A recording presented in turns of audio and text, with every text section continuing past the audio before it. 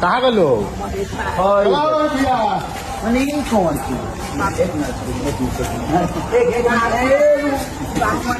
रुको ना तू अच्छा तो हम ले लेते मिठाई हम बताना खाई ले चल बार पेट निकलता मिठाई है ले लेंगे मिठाई खा झगड़ा